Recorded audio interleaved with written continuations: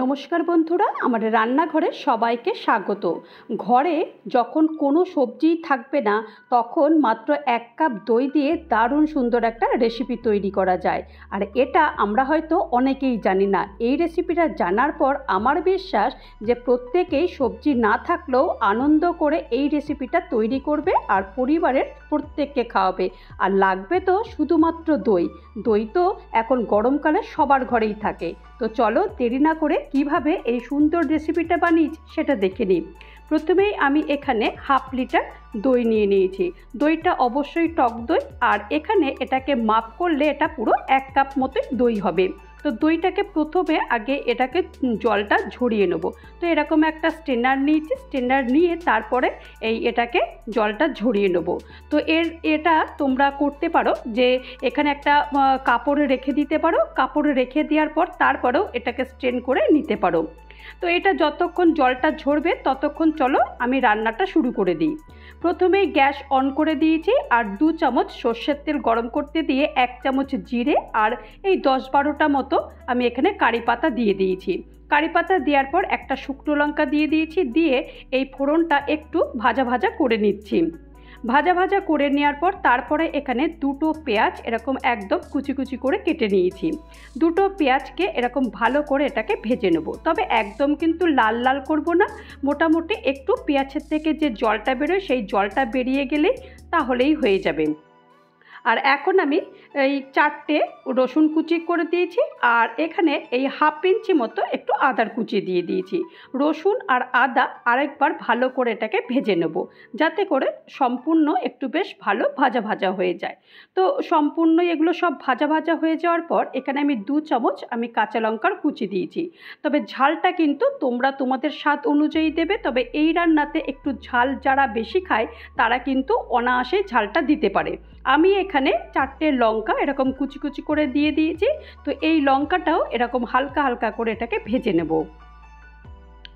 দেখো মোটামুটি হালকা করে ভেজে নিয়েছি।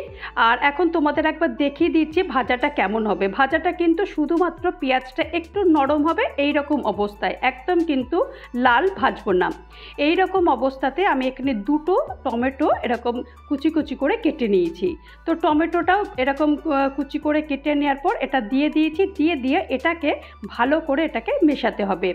মেশাতে মেশাতে যখন টমেটো একদম নরম হয়ে যাবে তখন আমি বাকি কিছু উপকরণ দেবো। তো ততক্ষণ পর্যন্ত এই টমেটোটা যতক্ষণ না নরম হয় ততক্ষণ পর্যন্ত এইভাবেই এটাকে নাড়বো। দেখো আস্তে আস্তে কিন্তু টমেটো পেঁয়াজ অনেকটাই কিন্তু নরম হয়ে গেছে। দেখেই বোঝা যাচ্ছে যে টমেটো থেকেও জল বেরিয়েছে আর পেঁয়াজ থেকেও জল বেরিয়েছে। ওই টমেটো থেকে যে জলটা বেরিয়েছে সেই জলটা দিয়ে পেঁয়াজটাও অনেকটা বয়েল হয়ে গেছে। এখন আমি স্বাদ মতো আমি হলুদ দিয়েছি, অর্থাৎ 1/2 চামচ হলুদ দিয়েছি, 1 চামচ আমি কাশ্মীরি লাল লঙ্কার গুঁড়ো দিয়েছি, 1 চামচ ধনের গুঁড়ো দিয়েছি, আর 1 চামচ আমি ভাজা জিরের গুঁড়ো দিয়েছি। এখানে ভাজা জিরের গুঁড়োটা দিলে সবচাইতে বেশি ভালো হয়। এমনি জিরের গুঁড়োটা দিলে কিন্তু অতটা টেস্ট হয় না। তো চেষ্টা করবে যে ভাজা জিরের গুঁড়োটাই দেওয়ার।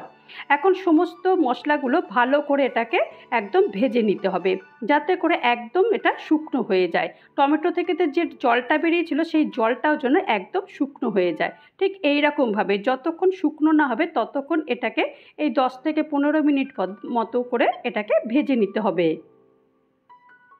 তো দেখো এটা মোটামুটি ভাজা হচ্ছে। তো চলো ওই দইটা যে আমি রেখে দিয়েছিলাম সেই দইটা কীভাবে আছে সেটা দেখে নিই। তো দইটা আমি আগে থেকে এটা বোলের মধ্যে দিয়ে দিয়েছি। সেই ছাঁকনিতে যেটা রেখেছিলাম সেটা তোমাদের দেখানো হয়নি, পুরোই জলটাই আমার শোক করে নিয়েছিল। আর এখন এই দইটাকে ভালো করে এটাকে এই হুইস্ক দিয়ে ভালো করে এটাকে ফেটিয়ে নিতে হবে। আর ফেটানোটা দেখেই বোঝা যাচ্ছে যে একটুও জল নেই। কিভাবে বুঝবে? দেখো দেখো একদম কিন্তু ঘন একদম ক্রিমের মতো লাগছে, পুরো মনে হচ্ছে একদম মোটা একদম যে ক্রিমগুলো থাকে সেই ক্রিমগুলো। তার মানে বুঝে নেওয়া যাচ্ছে যে এর মধ্যে কিন্তু একটুও জল নেই।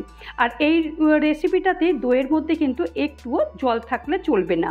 তো এখন দেখো মশলাটা তো বেশ ভালো করেই ভাজা ভাজা হয়ে গেছে। তো এখন এই ভাজা মশলার মধ্যেই আমি এখন যে দইটা ফেটিয়ে রেখেছিলাম সেই দইটা এখন আমি দিয়ে দেবো।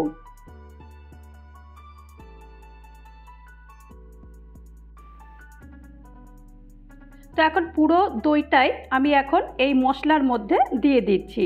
দইটা কিন্তু দেওয়ার সময়টাতে গ্যাসটা অবশ্যই অফ করতে হবে, কারণ গ্যাসটা যদি জ্বালানো থাকে তাহলে কিন্তু দইটা ফেটে যাবে, আর তখন এই রেসিপিটার স্বাদ কিন্তু একদম রিয়েল যে স্বাদটা সেই স্বাদটা একদমই পাওয়া যাবে না। তো সেই জন্য গ্যাসটা অবশ্যই অফ করতে হবে। গ্যাস আমি অফ করেও দিয়েছি। আর এখন এই যে দইটা দিয়ে দিয়েছি, দইটা দিয়ে মশলার সঙ্গে বেশ ভালো করে এটাকে মিশিয়ে দিতে হবে। একদম দেখো, এটা একদম পুরো মনে হচ্ছে যে একদম মালাইয়ের সঙ্গে এটা যেন মেশানো হচ্ছে।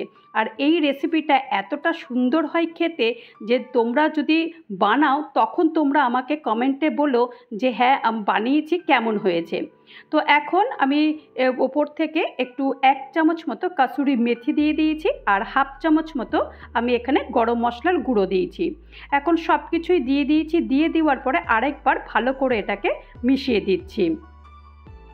তোমরা হয়তো বলবে যে এখনও তো পুরো রান্নাটা হয়ে গেল, এখনও তো নুন দিলাম না, নুন কি দিতে ভুলে গেছে? না না, নুন দিতে আমি ভুলিনি, নুনটা আমি সবার শেষেই দেবো।